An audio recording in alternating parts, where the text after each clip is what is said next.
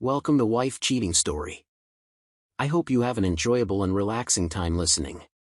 Let's get started. I used to think marriage was about being a team, that if you stuck around long enough and played by the rules, you'd earn your spot in the family, like loyalty was some kind of currency you could cash in for respect. Turns out I was dead wrong about that, and it took 8 years with Camille to figure it out. Her family looked perfect from the outside, big house, nice cars, all smiles at holidays, but behind the scenes, it was a different story. They operated like some kind of exclusive club, with rules I was never let in on and decisions made before I even walked into the room. Camille's younger brother, Derek, was the real mess of the bunch. The guy couldn't hold on to a plan if his life depended on it. One month he was selling NFTs, the next he was renting out drones. And then there was that time he swore he'd make millions importing cheap watches from Thailand. Every idea crashed and burned, but somehow he always landed on his feet, usually because someone else bailed him out. This time, he defaulted on a loan, a big one, that her parents had co-signed for him, and when the bank came knocking, they didn't hesitate to turn their eyes on me. I was sitting in our living room, a small space with mismatched furniture and a coffee table that wobbled if you leaned on it too hard, when Camille's dad called me up. His voice was all calm and friendly, like he was asking me to pass the salt at dinner, not fork over thousands of dollars. "It's a family thing, you know," he said. "Derek just needs a little help to get back on track." I listened, keeping my tone even, and then I said it. "No thanks. I'm not signing up for this one." There was a pause on the other end, a long one, and I could almost hear the gears turning in his head. Camille was in the kitchen, pretending not to listen, but I saw her shoulders stiffen. I hung up the phone and sat there, staring at the faded rug under my feet, knowing I'd just kicked a hornet's nest without even trying. They weren't used to hearing no from me. I'd always been the guy who showed up, nodded along, and didn't make waves. But this time, I wasn't budging. Derek had burned through enough chances, and I wasn't about to let them dip into my savings to prop up his latest disaster. What I didn't expect was how fast things would turn, how that one word, no, would set off a chain reaction I couldn't have predicted. Camille didn't say much that night, just gave me a tight-lipped smile and went to bed early, leaving me alone with the hum of the fridge and a sinking feeling in my gut. I'd been married to her for 8 years, shared a home, built a life, but right then, it hit me. I wasn't part of their team. I was just the guy they called when they needed something fixed. And saying no? That was about to cost me more than I realized. The next day, her mom texted me, all polite and formal, asking me to come by their place in a few days. Family meeting, she called it. I didn't know what was coming, but I could feel it. Something was brewing, and it wasn't going to be pretty. I tossed my phone onto the couch and ran a hand through my hair, wondering how deep this was going to go. 8 years in, and I was still an outsider, still the one they thought they could push around. But I wasn't going to make it easy for them, not this time. 3 days after I told Derek I wasn't bailing him out, I got the call to show up at Camille's parents' house, and I knew right then it wasn't going to be some casual catch-up over coffee. I pulled up in my old pickup truck, the one with the dented fender and the engine that growled louder than it should, and parked in their driveway, feeling the weight of that big, fancy house looming over me like it always did. 2 stories of brick and perfect landscaping, the kind of place that screamed money and control. Camille was already there, sitting stiffly on one of their leather couches when I walked in, and the room was packed. Her parents, her sister Betrayal, her younger brother Connor, a couple of in-laws I barely knew, and even her aunt and uncle who'd driven in from 3 towns away, looking uncomfortable in their Sunday best. It was like a damn convention, and I was the last one to get the memo. Derek wasn't there yet, which struck me as odd since this was supposed to be about him. But I didn't have time to dwell on it because her dad, Richard, stood up from his armchair with that fake smile of his, the one that didn't reach his eyes, the one I'd learned to hate over the years. "Good to see you, son," he said, like he meant it, and I nodded back, keeping my hands in my pockets so I wouldn't fidget. The air felt thick, like everyone was holding their breath, and I caught Camille staring at the floor instead of me, her fingers twisting the edge of her sweater. Then Richard cleared his throat and got to the point. "We've talked it over as a family," he said, his voice smooth and practiced. "And since Derek's situation affects all of us, we've decided to vote on it. Majority rules, you know how we do things." I blinked, processing that, and glanced around the room, heads nodding, eyes avoiding mine, like they'd rehearsed this. "Vote on what?" I asked, keeping my tone flat. though my stomach was already knotting up. Richard's smile tightened.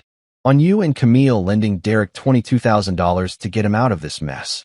It's only fair, right? I looked at Camille again, waiting for her to say something, anything, to back me up, but she just sat there, silent, her face blank like she'd already checked out.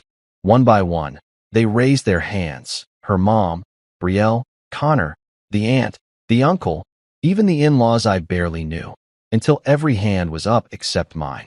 Majority rules. I felt the heat creeping up my neck, but I didn't let it show. Instead, I smiled back at Richard, a slow, deliberate grin, and leaned forward in my chair. Great, I said, my voice steady as I reached for my glass of water on the coffee table. Let's vote on something else then. The room went quiet, like I'd sucked the air out of it, and Richard's smile faltered for the first time. What's that supposed to mean? He asked, his tone sharper now, but I didn't answer right away. I just took a sip of water, letting the moment stretch, letting them squirm. I could feel Camille's eyes on me finally, but I didn't look at her. I set the glass down and clasped my hands together, leaning back like I owned the place. Oh, you'll see, I said, keeping it vague, watching the confusion ripple through them. They thought they had me cornered, thought they could steamroll me into writing a check because that's what I'd always done. Played nice, stayed quiet, let them run the show. But I'd said no to Derek 3 days ago, and I wasn't here to fold now. This wasn't a family meeting, it was an ambush, and they'd just drawn the line in the sand. I wasn't mad yet, not really, just awake, like I'd been sleepwalking through 8 years of this crap and finally opened my eyes. Richard stared at me, his jaw tight, and her mom, Linda, shifted in her seat like she wanted to say something but didn't dare. The others just looked lost, waiting for someone to tell them what to do next. I didn't give them anything else, not yet. I wanted them to sit with it, to wonder what I meant, because for once, I wasn't the one on the back foot. Derek still wasn't there, and that gnawed at me, but I pushed it aside. Whatever they thought they were pulling, I wasn't going to make it easy. I'd play their game, sure, but I was about to change the rules. I sat there in Camille's parents' living room, the tension hanging heavy like smoke you couldn't wave away, and I knew it was time to stop playing their game by their rules. I'd let them think they had me pinned, but I wasn't about to let this vote nonsense roll over me without a fight. Everyone was still staring, hands half raised from their little majority rules stunt, and Richard's fake smile was gone now, replaced by a hard line across his mouth as he waited for me to explain what I'd meant about voting on something else. I didn't rush it. I reached down to the briefcase I'd brought with me, the beat-up leather one I usually kept stuffed under our bed at home, and pulled it onto my lap. The click of the latches echoed in the quiet room, and I could feel every eye on me, especially Camille's, though I still didn't look her way. I slid out a manila folder, thick with papers, and dropped it onto the glass coffee table with a soft thud. This, I said, tapping the folder with my finger, is a notarized amendment to the prenup Camille and I signed 8 years ago, filed last month, all legal and locked in. The word prenup hit them like a slap. Gasps rippled around the room, and Linda, her mom, let out a little choking sound like she couldn't breathe right. I didn't stop there. I reached back into the briefcase and pulled out another sheet, laying it next to the folder. And this, I said, keeping my voice calm but firm, is the property title to her house, the one I bought with my own money before we got married, in my name only, paid off years ago. The silence that followed was so thick I could have cut it with a knife. Camille finally looked up at me, her eyes wide and her lips parted like she wanted to say something but couldn't find the words. Linda clutched at the arm of her chair, looking like she might pass out, and Richard's face turned a deep, angry red, his hands balling into fists on his knees. I leaned back in my seat, letting it all sink in, and then I turned to Camille, meeting her stare for the first time since I'd walked in. So, I said, my tone light but sharp enough to cut, want to vote on whether we're still married? That did it. The room erupted into whispers and sideways glances, everyone shifting like they didn't know where to look or what to do with their hands. Richard sputtered, "This is ridiculous. You can't just..." But I cut him off with a raised hand, not loud, just steady. "You started the voting thing," I said, "not me. I'm just playing along." I could see the gears turning in his head, trying to figure out how to spin this back in his favor, but I wasn't giving him the chance. The prenup amendment wasn't some last-minute trick. I'd had it drawn up a month ago, after overhearing Camille on the phone with Derek about fixing things in a way that sounded too vague to trust. I'd gone to a lawyer quietly, made sure every I was dotted, every T crossed, because I'd started to feel the ground shifting under me, like I was losing control of my own life. The house title? That was just a bonus. I'd kept it in my name all these years, not because I'd planned this, but because it was mine before us even started, and I'd never seen a reason to change it. Now, it was my anchor, proof they couldn't just reach into my world and take whatever they wanted. Betrayal, Camille's sister, was watching me with a look I couldn't quite read. Surprise, maybe, or something close to respect, and Connor, the youngest, just stared at the table like he wished he was anywhere else. Linda finally found her voice, shaky and high-pitched. "Mason, this isn't how family works," she said, like I was the one who'd crossed a line. I almost laughed, but I kept it in. "Funny," I said instead. "I thought family was about trust, not ganging up to shake me down for cash." Richard leaned forward, his voice low and tight. "You're making this personal." I met his gaze, unflinching. "No, you did that when you decided my money was up for a vote." The room stayed quiet after that, nobody daring to move, and I let it sit, let them stew in it. I wasn't yelling, wasn't losing my cool, I didn't need to. The papers on the table said everything I hadn't said out loud for 8 years.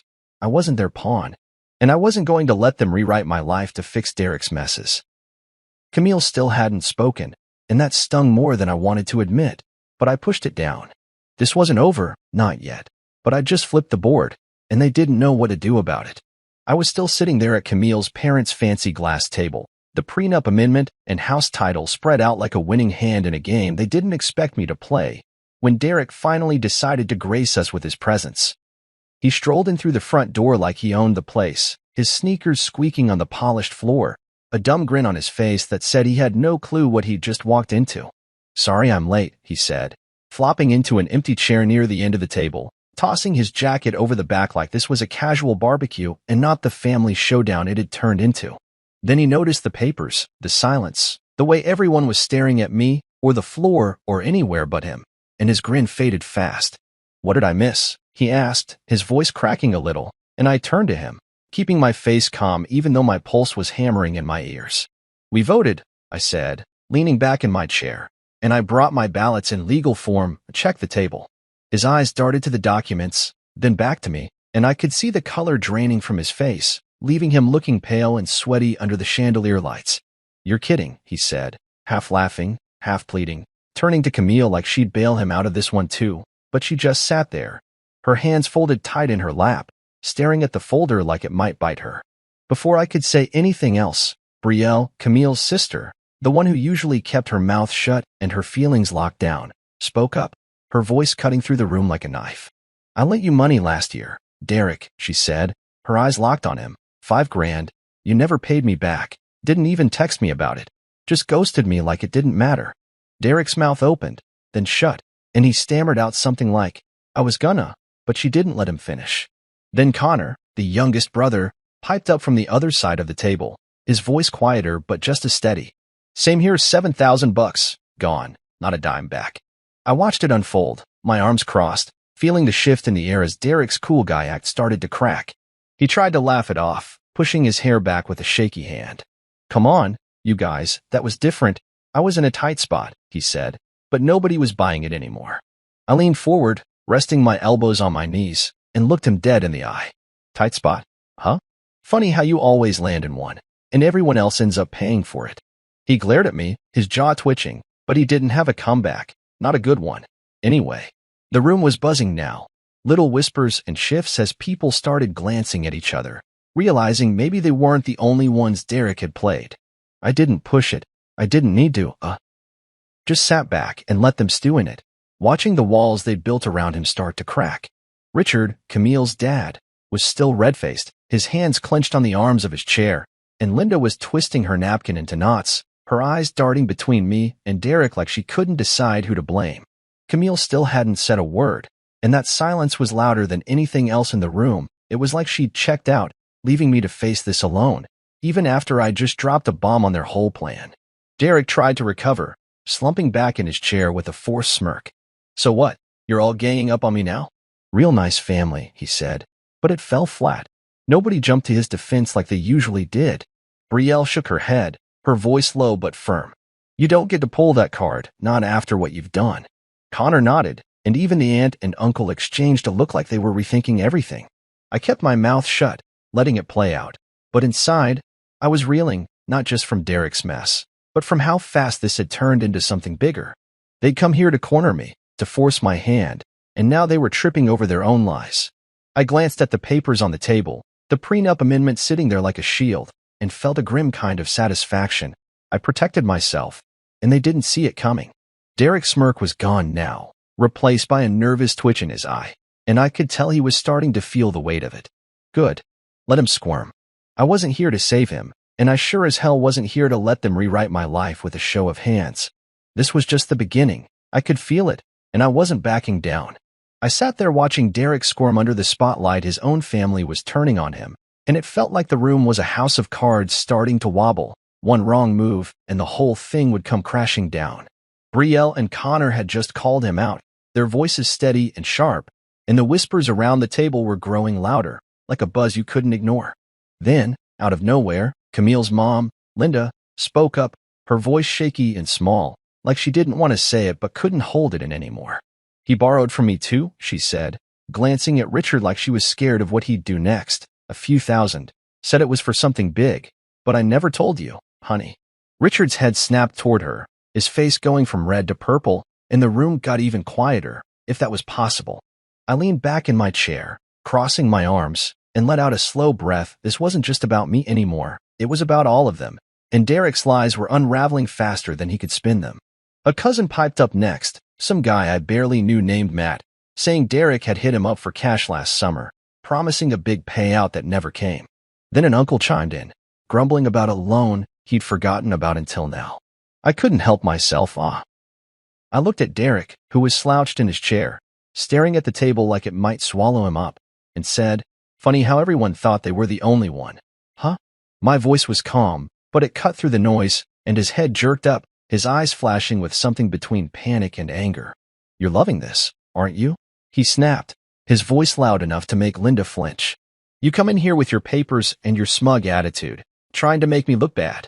I didn't flinch, didn't even blink, just stared him down and said, "You did that all on your own, Derek. I just brought the receipts." He exploded then, jumping up from his chair so fast it scraped the floor, yelling about how we were all out to humiliate him, how he was the victim here, but nobody was buying it anymore. His words bounced off the walls, loud and desperate, but they didn't land, not with Betrayal, not with Connor, not even with his own mom, who just looked tired and sad. I stayed still, letting him burn himself out, because I knew this wasn't my fight to win, it was his to lose. Then Richard turned on me, his voice low and tight, like he was trying to keep it together but barely could. "You brought lawyers into a family matter," he said, pointing at the prenup amendment still sitting on the table like it was some kind of crime scene evidence. I met his glare, keeping my tone even. "No, you made it a business decision when you voted me into handing over 22 grand like I'm some employee you can boss around." That shut him up for a second, and I could see him scrambling for a comeback, but he didn't have one, not a good one. Anyway, the truth was, they'd crossed a line when they thought they could strong-arm me into fixing Derek's mess, and I wasn't about to let them pretend otherwise. Camille still hadn't said a word, and that was starting to eat at me more than I wanted to admit. 8 years of marriage, and she was sitting there like a stranger, letting her family tear into me without so much as a glance my way. I pushed that down, though, because this wasn't the time to figure her out, not yet. The room was a mess now, everyone talking over each other, Derek pacing by the window like a caged animal, Linda murmuring apologies to nobody in particular, and Richard glaring at me like I'd burned his house down. Betrayal caught my eye for a second, and there was something in her look, maybe a nod, maybe just understanding, that made me think she wasn't all in with them either. Connor stayed quiet, picking at a loose thread on his sleeve, and the rest of them just looked lost, like they'd walked into a play halfway through and didn't know the lines. I didn't say anything else, didn't need to. The dominoes were falling, one by one, and I'd started the push. Derek's outburst had only made it worse for him, showing everyone what I'd known for years. He was a leech, and they'd all been too blind or too loyal to see it. I wasn't here to gloat, though. I was here to draw a line, and that prenup on the table was my way of saying they couldn't cross it. This wasn't over, not by a long shot, but I'd shaken them up, and that was enough for now. Let them figure out who they were really mad at, me, Derek, or themselves. I drove home from that mess of a family meeting with my hands tied on the wheel, the hum of the truck's engine filling the silence Camille wouldn't. She sat next to me, staring out the window, Her arms crossed like a wall between us, and didn't say a single word the whole way back to our house. I kept replaying it all in my head. Derek's tantrum, the way everyone turned on him, the prenup bomb I dropped, and her silence was the loudest part of it, gnawing at me like a splinter I couldn't pull out. 8 years of marriage, and she just sat there while her family tried to vote me into handing over 22 grand, not even blinking when I flipped the table on them with those papers. We got home, and she went straight to the bedroom, shutting the door behind her without a glance my way. I stood in the kitchen, staring at the fridge, feeling like I was living with a ghost instead of a wife. Around 11 that night, my phone buzzed on the counter, and I saw a message from Brielle, Camille's sister. "Can we talk?" It wasn't like her. She was the quiet one, the one who kept her head down and stayed out of the drama. So I texted back, "Sure. When?" And she said tomorrow morning at a coffee shop halfway between our places. I didn't sleep much after that, just lay on the couch with the TV flickering, wondering what she wanted and why it couldn't wait. The next morning, I got there early, ordered a black coffee, and sat at a corner table, watching the door until Brielle walked in. She looked tired, her dark hair pulled back messy, her eyes sharp but shadowed like she hadn't slept either. She sat down across from me, wrapping her hands around a mug she barely touched, and got straight to it. "I wasn't just mad at Derek yesterday," she said, her voice low but steady. "Camille's been covering for him, more than you know." I frowned, leaning forward, my coffee forgotten. "What do you mean, covering?" I asked, and she sighed, reaching into her bag to pull out a flash drive, sliding it across the table like it was something dangerous. "This has everything," she said. "Screenshots, bank transfers, texts. Camille's been moving money between your joint accounts to help Derek, hiding it from you." I didn't say anything at the meeting because I was scared of blowing up the family, but after yesterday, I couldn't keep quiet anymore. My stomach dropped, a cold, heavy weight settling in, and I picked up the flash drive, turning it over in my hand like it might tell me she was lying, but I knew she wasn't. Brielle wasn't the type to make this up. "How long?" I asked, my voice rougher than I meant it to be, and she shrugged, looking down at her mug. "Months, maybe longer. I only caught on because she used my laptop once and left her email open." I sat back, my mind racing, pieces clicking together, Camille's late nights working, the way she'd dodge questions about our savings, how she'd tense up whenever Derek's name came up. I'd thought she was just stressed, maybe stuck in the middle. But this was betrayal, plain and simple, and it hit me like a punch I didn't see coming. "Why tell me now?" I asked, and Brielle met my eyes, her jaw tight. "Because you didn't deserve what they pulled yesterday, and because I'm done watching her play both sides." I nodded, not sure what to say, and she kept going, her voice softer now. "She's my sister, Mason, but what she's doing, it's wrong, and I couldn't live with myself if I didn't warn you." I stared at the flash drive, my thumb rubbing over the smooth plastic, and felt something shift inside me, not just anger, but a kind of clarity I hadn't had before. Camille wasn't just a bystander letting her family push me around. She was in on it, moving pieces behind my back, using our money to prop up Derek's disasters. I thanked Brielle, my voice quiet but steady, and she gave me a small nod before leaving, her coffee still untouched on the table. I drove home with that flash drive burning a hole in my pocket, my mind spinning with what I'd find when I plugged it in, proof that the woman I'd married wasn't just complicit, but active, deliberate, a partner in a game I didn't even know I was playing. I didn't confront Camille when I got back. She was still in the bedroom, the door closed, and I didn't plan to. Not yet. I needed to see it all first, to know exactly how deep this went, because this wasn't just about Derek anymore. This was about us, and whatever was left of what I thought we had. I sat down at my desk, plugged in the drive, and started scrolling, feeling the ground crumble under me with every click.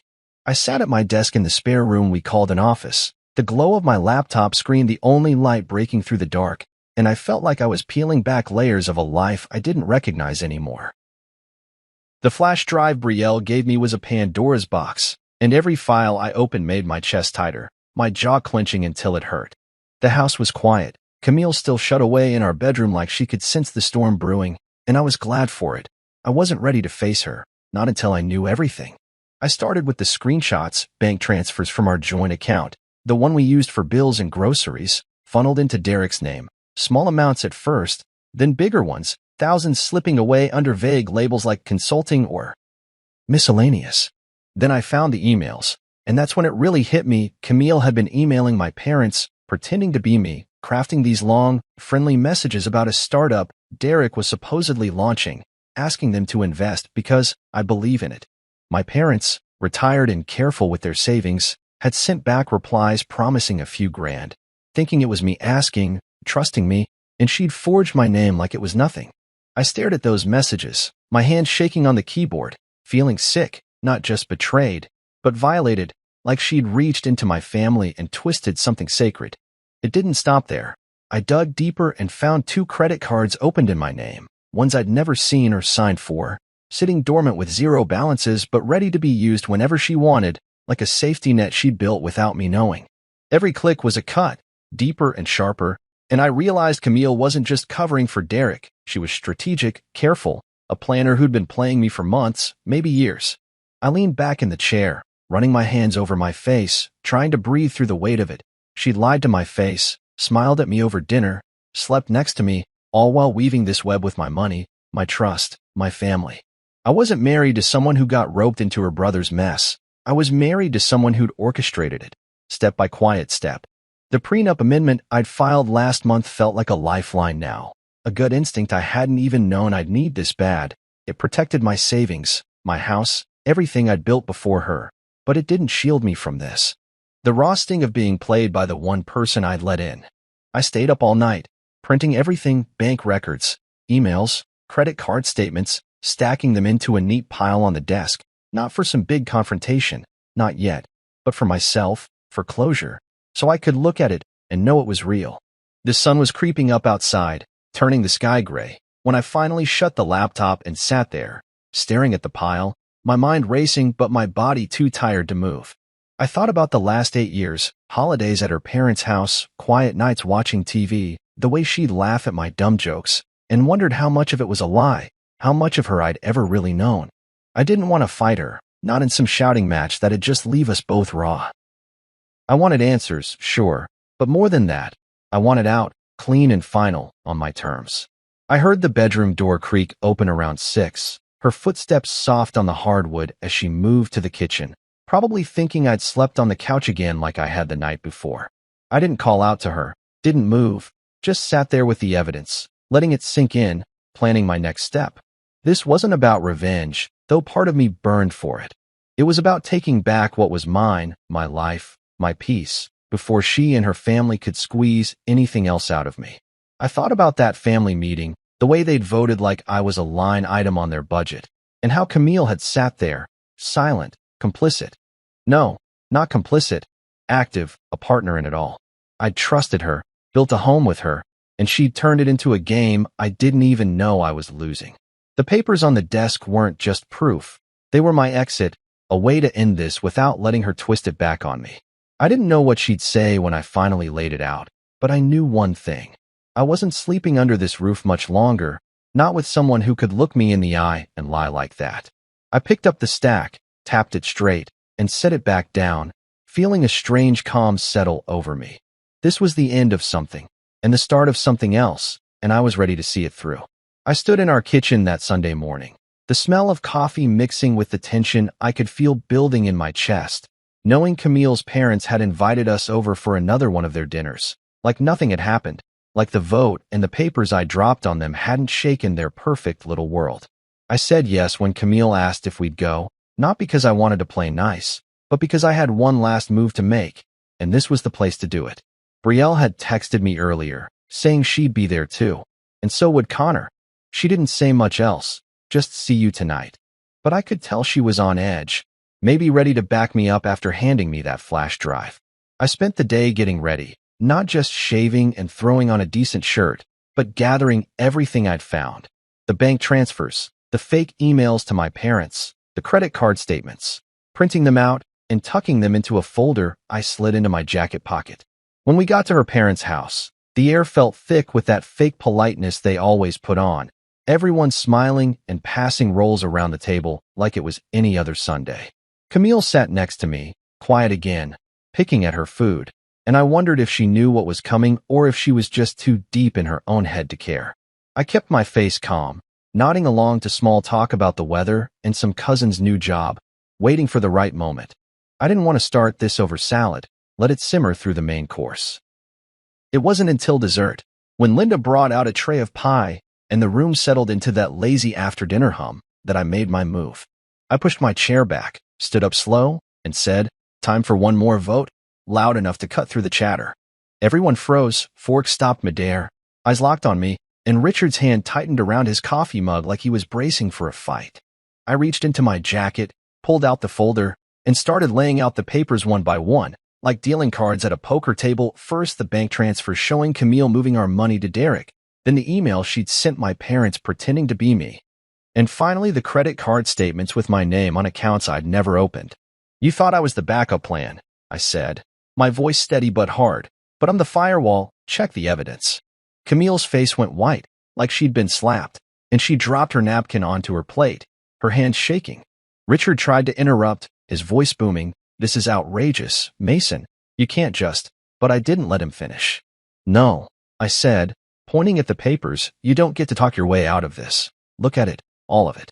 Linda started crying, soft little sobs into her hands, and the rest of them, Connor, the aunt, the in-laws, just stared, mouths half open like they couldn't process it. Brielle stood up then, her chair scraping the floor, and nodded at me before turning to the table. "It's all true," she said, her voice cutting through the room.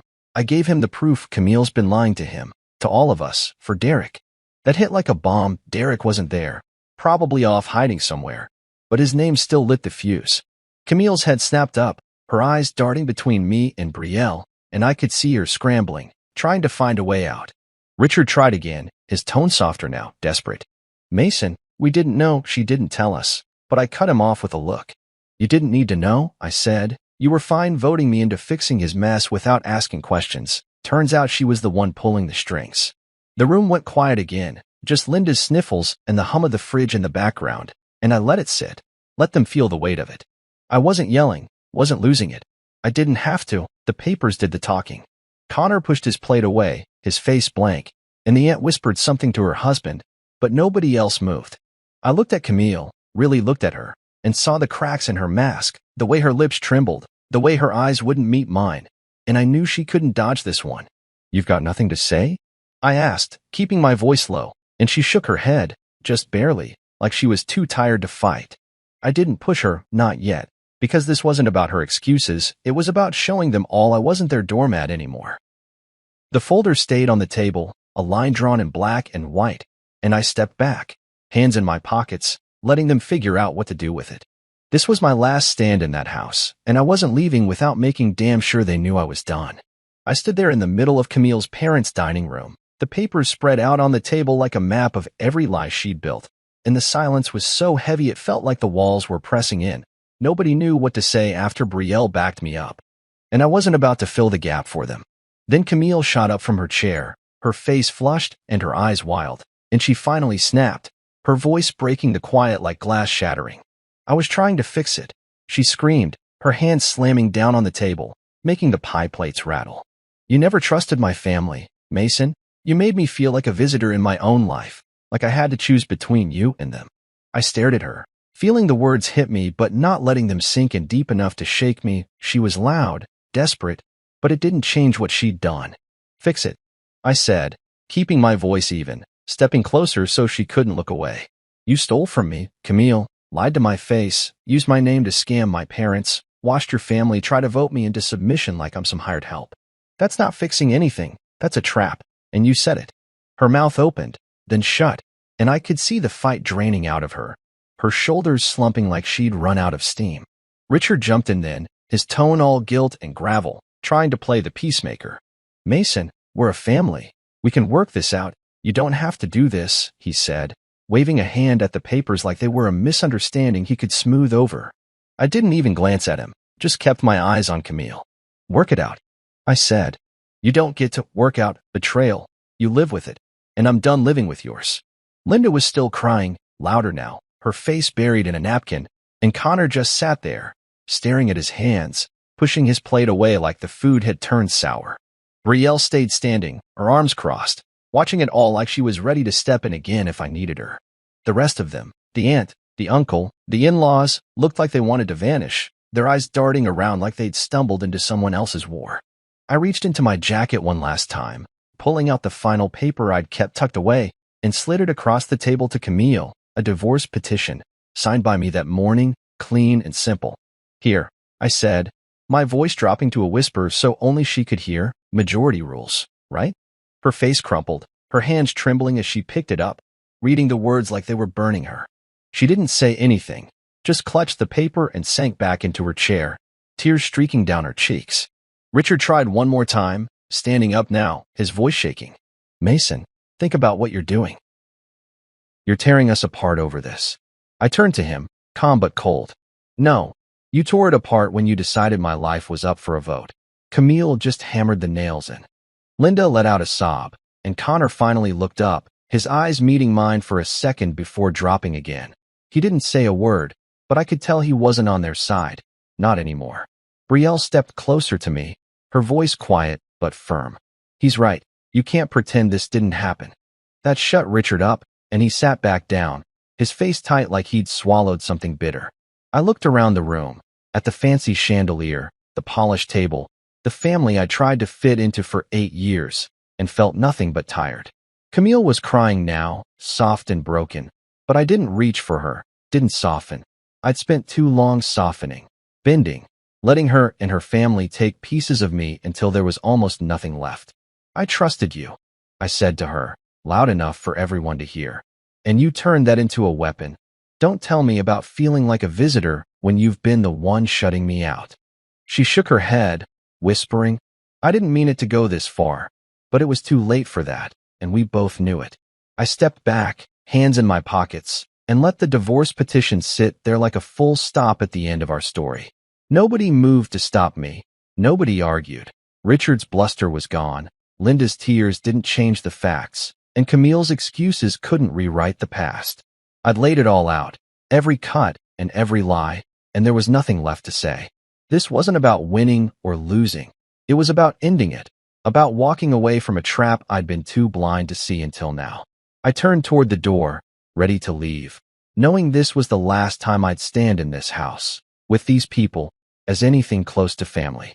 I walked out of Camille's parents' house that night without looking back, the cool air hitting my face as I stepped onto the porch, the sound of the door clicking shut behind me feeling final, like a lock turning on 8 years I'd never get back.